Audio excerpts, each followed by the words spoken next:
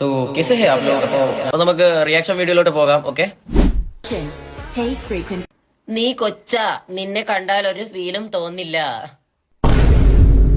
ഇതൊക്കെ കണ്ടന്റ് ആക്കാൻ പറ്റുമോ? Okay okay. എന്നിട്ട് എന്റെ മോളെ എന്ത് പറഞ്ഞു ആൻസർ?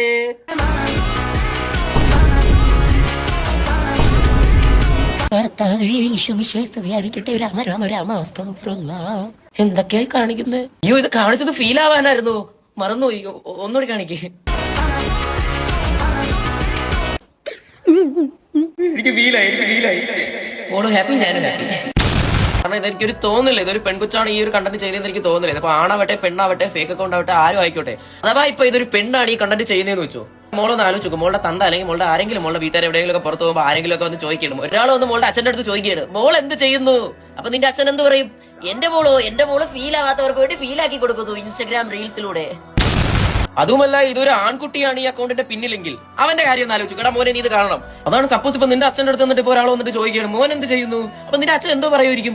എന്റെ മോൻ ഫീൽ ആവാത്തവർക്ക് വേണ്ടി ഫീൽ ആക്കി കൊടുക്കുന്നു. എന്റെ മോൻ ആണും പെണ്ണും കിട്ടതായോണ്ടല്ലേ വേറൊരു അക്കൗണ്ട് വെച്ച് സ്വന്തം ഐഡന്റിറ്റി അല്ലാതെ തുടങ്ങിയേക്കുന്നത് എന്ന് പറയോടാ. ഓഹോ, പരിതാപകരം.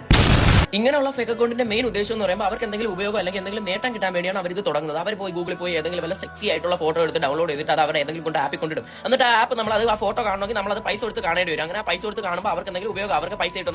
നമ്മൾ എന്തോ fantastic, sexy, mind blowing, blow job എന്നും പറഞ്ഞ് നമ്മൾ ചെല്ലും. അതൊന്നും അവരുടെ ഫോട്ടോ അല്ലായിരിക്കും. ഓക്കെ, ഇതുപോലും മനസ്സിലാക്കാത്ത കുറെ മന്ദാര ചെപ്പുണ്ടകളാണ് നമ്മുടെ സമൂഹത്തിൽ ഇപ്പൊ ഉള്ളത് കേട്ടോ. ആ ഒരു കമന്റ് സെക്ഷനകത്ത് നോക്കുമ്പോൾ അറിയാൻ പറ്റും.